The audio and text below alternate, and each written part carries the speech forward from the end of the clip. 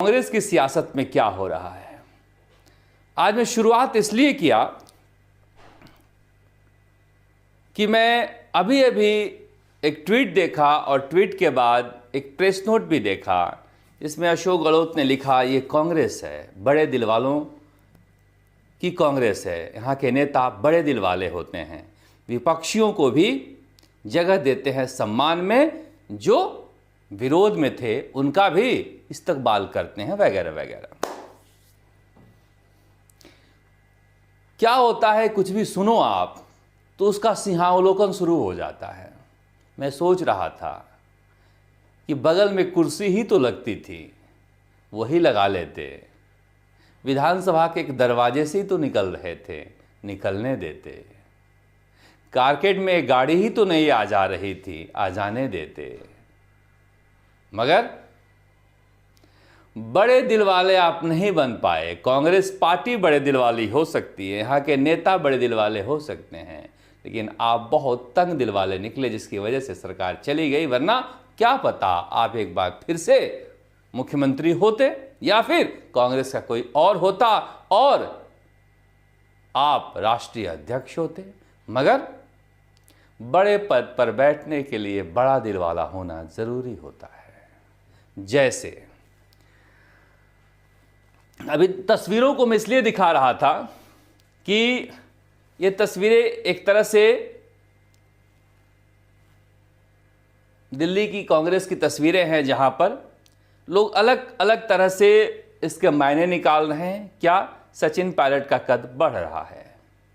राहुल गांधी के बगल में बैठे सचिन पायलट की शालीनता इन्हें बाकी नेताओं से अलग बनाती है। मैं शालीनता क्यों कह रहा हूं कि सोनिया गांधी के बगल में बैठकर अशोक गहलोत हर किसी को निपटाने में लगे रहते थे, मगर सचिन पायलट की ऐसी शालीनता है कि लगातार दिल्ली में कद बढ़ने के बावजूद अपने परिवार को बड़ा करने में लगे हैं, कांग्रेस में हर किसी को गले लगाने में लगे हुए हैं।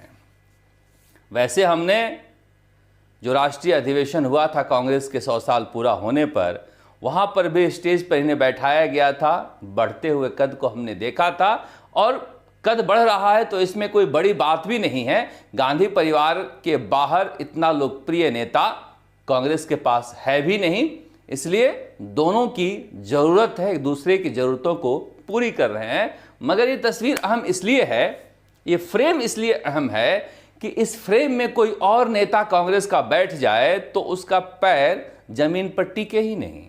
पता नहीं क्या क्या और कहां कहां करंट मारने लगे। मगर ये पायलट की शालीनता है कि कोई फर्क नहीं पड़ता कि कद बढ़ रहा है या कद घट रहा है।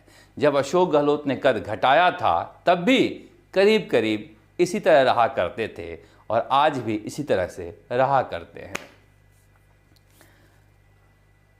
कद बढ़ने ना बढ़ने को लेकर एक सूची वायरल हुई, जिसमें दिल्ली के विधानसभा चुनाव में कौन कौन स्टार प्रचारक बनेगा इसकी सूची थी, और वो सचिन पायलट का हस्ताक्षर से जारी हुई।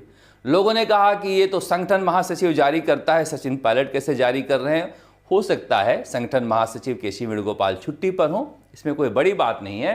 मगर बड़ी बात क्या देखने में आई कि सचिन पायलट ने खुद से ये साइन करके जारी किया है और अपना नाम 14वें नंबर पर रखा है और अशोक गहलोत का नाम 9वें नंबर पर। फर्ज कीजिए अगर अशोक गहलोत ये जारी किए होते तो सचिन पायलट का नाम होता 35वें 39वें नंबर पे, 40वां नहीं रखते, इतनी राजनीति वो समझते हैं, मगर आखिरी में रखते।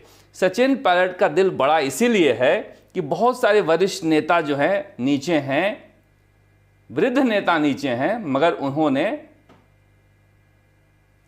अपने नाम के ऊपर भी अशोक गहलोत का नाम रखा, इसके बावजूद कि वो महासचिव हैं, इसके बावजूद कि वो कार्य समिति के सदस्य हैं, जबकि अशोक गहलोत कुछ भी नहीं है।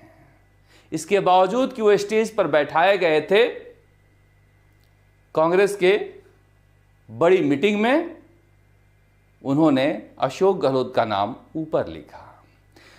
जब भी मौका मिलता उन्होंने ये दिखाया है कि वो केवल कद से बड़े नहीं हैं, दिल से भी बड़े हैं। और ये बात फिर मैं क्यों कह रहा हूं, जरा सा याद कीजिए आप और पीछे जाइए। विधानसभा चुनाव 2018 से पहले, दिसंबर 18 से पहले, वो किसी भी फैसले के लिए, किसी भी सलाह के लिए अशोक गहलोत के घर जाते थे, उनके साथ बस में बैठकर घूमते थे, उन्हें अपनी मोटरसाइकिल पर बैठाकर घूमते थे। क्या गोविंद सिंह डोटासरा ऐसा करते हैं? नहीं करते हैं। इसीलिए कह रहा हूं कि सचिन पायलट और बाकी नेताओं में बड़ा फर्क है। अब लोग कहते हैं कि सचिन पायलट इतना लोकप्रिय क्यों है? वैवाहिक कार्यक्रम में जा रहे हैं, शोक व्यक्त करने जा रहे हैं, मंदिर में जा रहे हैं, मगर उनके जाने भर से जिस तरह के हालात वहां बन जाते हैं, उन हालातों को देखिएगा। ये सारे वो पोस्टर है जो सोशल मीडिया पर लोग लगा कर रखते हैं कि सचिन पायलट जो हैं अब कांग्रेस के पहले कतार में आ गए हैं। खैर, तस्वीरों से कुछ फर्क पड़ता नहीं, मगर मैं बता रहा हूं कि आज मैं राजसमंद की तस्वीरें देख रहा था। बहुत दिनों बाद आई लव यू पायलट के नारे गूंजे। ये चाय की दुकान की है जहां पर चाय वाला चाय पिला रहा है, मगर राहुल गांधी के बगल में बैठ के जितना वो सहज होते हैं, उतनी ही इस भीड़ में भी सहज हो जाते हैं। और बिना चुनाव के इस तरह के नज़ारे सचिन पायलट के स्वागत के लिए अगर उमड़ते हैं तो ये ना केवल कांग्रेस की पूंजी है, मगर ये भी इनके लिए भी कांग्रेस की पूंजी है। और मैं इसीलिए बार बार कहता भी हूं कि नेता बहुत सारे हैं, सचिन पायलट से बहुत कुछ सीखना चाहिए। दुश्मनी भी कैसे करनी है, हमला भी कैसे करना है, विरोध भी कैसे करना है, सचिन पायलट की सियासत से आप सीख सकते हैं।